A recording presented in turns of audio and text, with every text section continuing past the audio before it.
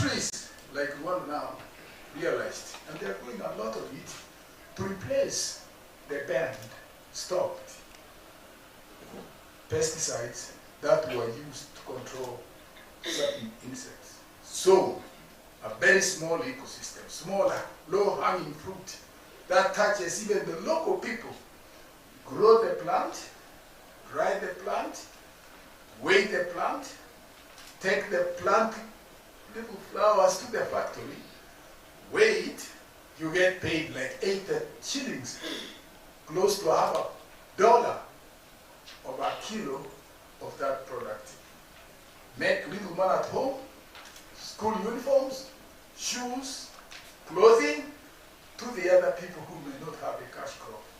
Instead of concentrating on mirrors throughout, the mirrors are there, yes, and I do know the debates on that too, but that also has its own subject. So the 3 crops I just mentioned beneficiate what you harvest, and they can't do well in the tropics, in the humid and the cold climate conditions. So here they do very well, those 3 crops. Why don't we get into them? I'm giving you live examples of the lowest hanging fruit of being naive, as we professors are able to do. We can actually concentrate on one, do it. So really, sustainable livelihoods across Kenya and beyond lies in research. Let me again commend really the impressive scope of this year's conference. I went through the program, a lot of information going through. But sometimes we do ask, people come here, I want to stay here a little longer, and I'll entertain questions, and like normal speeches people make, I just want questions from you. Think, I'm going to be here till about midday or there just before lunch. So let me ask you this, colleagues in this meeting, that long list of conference papers which we have to date, and I'm challenging my best friend, colleague, Vice Chancellor, Professor Odhiambo, he is listening, and I do know he's listening. I really listen, he should have been here to enjoy. I would have said other things, but now that he's not here, and there's recording,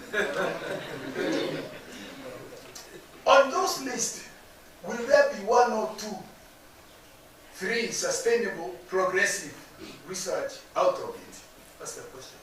At least the end saying, no, at the end of this conference, I want information, I want a policy paper, I want action to it. Look at all of them, find out what can be worked on any of them, quite a number, tomorrow. So I ask you, at the end of that conference, therefore, mathematically, at the end of this solution, therefore, at the end of your visitation from the Netherlands, therefore, at the end of my colleague's visitation from Turin and biggest Madrid, not Madrid, the other city, Milan, therefore, really, answers within their duration, not several years to say, look, this agreement was signed in 2025, 25th of June 2025.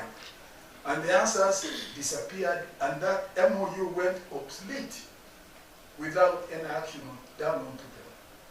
We did a conference, a paper here today, Vice Chancellor Research, Vice Chancellor Finance, Vice Chancellor Academic. Finished the conference 2022, 23, 24, 25 now. 4th, therefore, published, good. Promoted it, good. No financial input on that, questionable. Promotion as financial something. And the others say, look, what do I do now? Write a book. Should we ask at the end of a pre-conference, 1 or 2 or 3 tangible results and how it affects anybody? If you don't, I don't mean to say every research you do, colleagues, must have an answer. Never, never, never. No. I'm simply saying, of the very many we do, I did quite a bunch. They all flop. Flop. I think life was being discussed. Flops. It is not true that out of, say, 1,000 or 200 or 60 that you present this week, maybe one might have some little inkling on a production material, an innovation. So don't accuse yourself if nothing doesn't really work, you have tried. But not every repeating. If you repeat the same nothing working, same nothing working, same nothing working, then you have no business doing certain things. Just look, you say, look, I give up, go teach, community promotion. But then what do you take the community? you can't have anything to do what is called community servicing if your research has not produced anything. So you end up being a lecturer in the class 8 to 5, go home, sit, watch television, come back home next day, change your lecture notes, you may not even update, and stick on to it. My challenge to Mary University is this: get 1 or 2 or 3 innovations. And actually, I'm a proud chancellor to say this.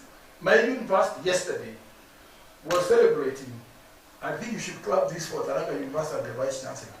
The lives, I just showed the DVC right now, an innovation on chicken compound that is going to help us have no diseases in certain areas of the country and in chicken. So they got a prize in Addis Ababa, and I'll share this with you later, you may explain to it, that they won and got a continental award, Taraka University. Give them a clap. At least in animal sciences, which they have, they got something. So I'm saying, get 1, make a breakthrough, make an innovation, commercialize, your university here will have a lot of money. So really, as long as I'm concerned myself, I'm satisfied. You are doing a lot of tangible work. And really, one such a project that you are doing here, which is good, led by Professor Joshua Rini. Is he here? Joshua Rini. Joshua comes, he's always with me. Clap for him also. Really, he focuses on development of value-added camel milk. Great. I've been challenging you throughout. Most, Mary University. But you have a baby, small, minute breakthrough to this dude, that fella. Okay, give him another clap too. So really, those products in arid and the semi-arid parts of this country.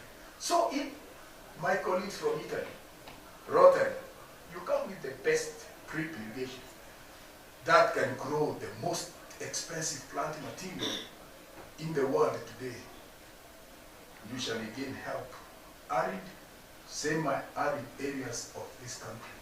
So I challenge your presence. I shall next year come. Challenge the results. I shall next year come. Challenge the MOU and ask you direct questions on the impact, effect of such an MOU to most. If there is none, then we say, oh, hallelujah. We have been watching Mount Kenya next door. It's beautiful. Therefore, again, you must ask yourselves, therefore. The same for my colleagues from the Netherlands. All these are the MOU. I used to be a VC too. I had quite a number from the US, Japan, and I think one from Netherlands. It worked on horticulture. They actually worked. So really, colleagues, I'm not going to talk longer. I said I'll allow discussions and questions.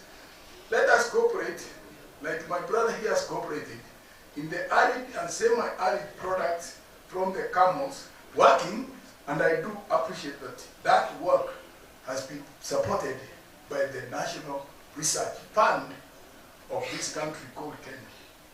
So really, Isiolo, like Kipia plus others have come to it. Another good one is by my good friend, Professor Guyo Sarahuka. Where is he?